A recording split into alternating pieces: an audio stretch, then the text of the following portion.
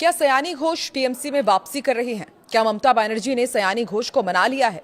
क्या है ताजा अपडेट, आइए जानते हैं इस वीडियो में। नमस्कार, मैं हूं आकांक्षा और आप देख रहे हैं न्यूज 18 का डिजिटल प्लेटफॉर्म। पश्चिम बंगाल विधानसभा चुनाव 2026 में हार के बाद से तृणमूल कांग्रेस यानी कि टीएमसी में उथल पुथल मची हुई है। इस बीच तृणमूल कांग्रेस की नेता सयानी घोष ने मीडिया के सवालों का जवाब देने से साफ इंकार कर दिया। एक बातचीत के दौरान जब रिपोर्टर ने उनसे सवाल पूछने की कोशिश की तो उन्होंने कड़ा रुख अपनाया। उन्होंने स्पष्ट शब्दों में कहा कि मैं आपको जवाब नहीं दूंगी, मैं केवल अपने क्षेत्र के लोगों को जवाब दूंगी। ऐसे में अब कयास लगाए जा रहे हैं कि सयानी घोष के साथ होने क्या वाला है। क्या वो टीएमसी में वापसी कर रही हैं या फिर जिस तरीके से उन्होंने बीजेपी के तमाम आला अधिकारियों से, कैबिनेट मिनिस्टर से मुलाकात की है तो कुछ और नया होने जा रहा है। पश्चिम बंगाल की राजनीति में तृणमूल कांग्रेस इस वक्त अपने सबसे बड़े राजनीतिक संकट से गुजर रही है, इसमें कोई शक नहीं है। चुनावी हार के बाद शुरू हुई अंदरूनी कलह अब खुलकर बगावत में बदलती हुई नजर आ रही है। राज्यसभा सांसद प्रकाश चिक बराई के इस्तीफे ने पार्टी नेतृत्व की मुश्किलें और बढ़ा दी है। इससे पहले भी कई सांसद और विधायक नेतृत्व के खिलाफ खुलकर नाराजगी जता चुके हैं।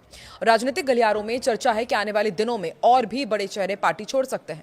ममता बनर्जी के करीबी माने जाने वाले कई नेता और सेलिब्रिटी चेहरे भी असंतुष्ट बताए जा रहे हैं।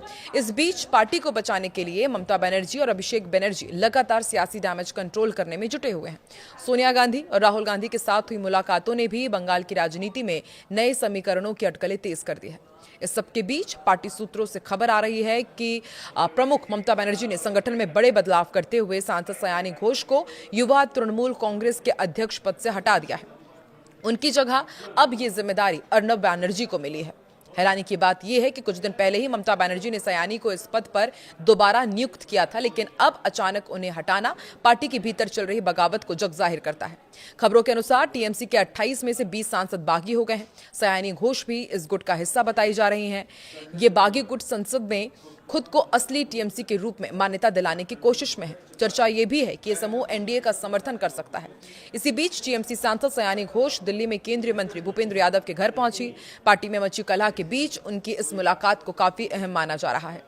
इससे राजनीतिक अटकलें तेज हो गई हैं। तृणमूल कांग्रेस की बागी सांसद काकोली घोष दस्तीदार ने दावा किया है कि लोकसभा में उनके नेतृत्व वाले बागी गुट की संख्या बढ़कर 22 सांसदों तक पहुंच गई है। उन्होंने कहा कि 2 और सांसद जल्द ही इस गुट में शामिल होने वाले हैं। बागी सांसद सोमवार को लोकसभा अध्यक्ष ओम बिरला से मुलाकात कर अलग संसदीय गुट के रूप में मान्यता की मांग करेंगे। वहीं नई दिल्ली रवाना होने से पहले कोलकाता एयरपोर्ट पर पत्रकारों से बातचीत करते हुए काकोली ने कहा कि हमारी संख्या 22 हो गई है, हमें समय दिया है स्पीकर ने और सोमवार को हम उनसे मिलकर अलग संसदीय गुट के तौर पर मान्यता की मांग करेंगे। हालांकि उन्होंने 2 अतिरिक्त सांसदों के नामों का फिलहाल खुलासा नहीं किया है, लेकिन कहा है कि उनके औपचारिक रूप से गुट में शामिल होने के बाद ही नाम सार्वजनिक किए जाएंगे। उन्होंने ये भी दावा किया कि पश्चिम बंगाल की मौजूदा राजनीतिक परिस्थितियों को लेकर असहमति रखने वाले कई सांसद उनके संपर्क में हैं। बागी गुट के सूत्रों के अनुसार सांसदों की प्रस्तावित बैठक जो पहले कोलकाता में होनी थी अब दिल्ली में आयोजित की जाएगी। सूत्रों ने बताया कि पश्चिम बंगाल के मुख्यमंत्री शुभेंदु अधिकारी भी इस बैठक में शामिल होंगे, लेकिन दीघा शंकरपुर विकास प्राधिकरण से जुड़े आधिकारिक कार्यक्रमों के कारण उनके दिल्ली पहुंचने की संभावना कम है। शुक्रवार को 19 टीएमसी सांसदों के हस्ताक्षर वाला एक दस्तावेज सामने आया था, जिसमें लोकसभा अध्यक्ष से काकोली घोष के नेतृत्व में अलग संसदीय गुट को मान्यता देने की मांग की गई थी।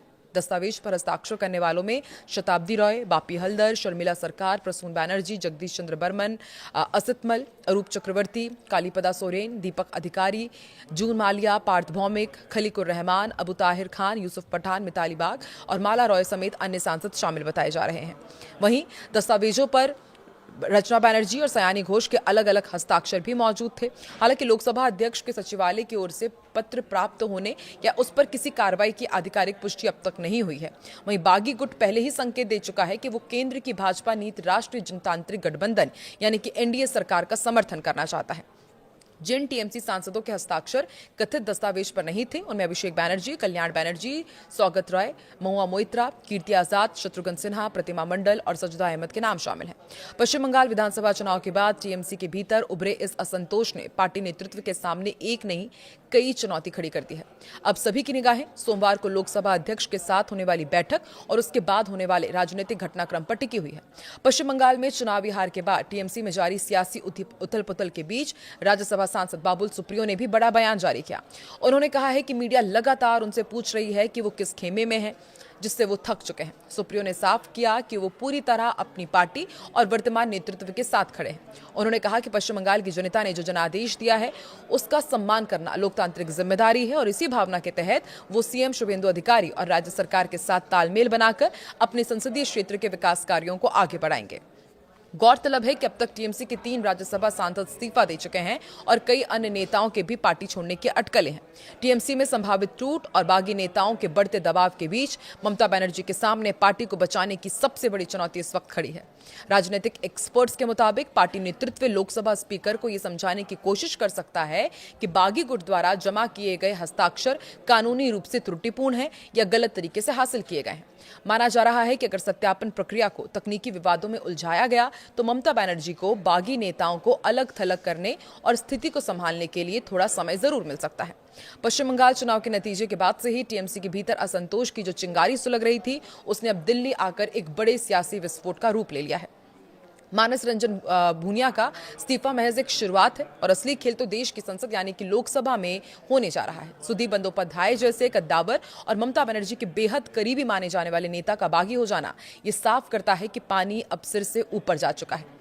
गृह मंत्री अमित शाह के साथ सुदीप की बैठक की जो इनसाइड स्टोरी सामने आई उसके मुताबिक बागी सांसद अब ममता बनर्जी और उनके भतीजे अभिषेक बनर्जी के फर्स्ट फैमिली वाले रवैये को बर्दाश्त करने के मूड में बिल्कुल भी नहीं है। राजनीतिक और कानूनी गणित के हिसाब से देखें तो 20 सांसदों का एक साथ बागी होना दल बदल विरोधी कानून से बचने के लिए पर्याप्त संख्या बल देता है, क्योंकि ममता बनर्जी के आधिकारिक खेमे में अब सिर्फ 8 सांसद ही बचे हैं।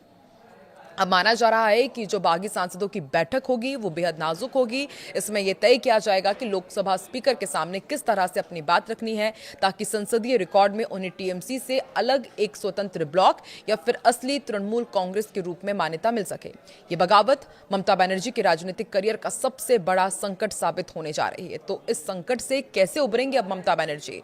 क्या बंगाल में अब टीएमसी ममता बनर्जी के हाथ से निकल जाएगी और असली टीएमसी का तमगा कोई और ले लेगा? आपको क्या लगता है? कमेंट सेक्शन पर अपनी प्रतिक्रिया जरूर दें।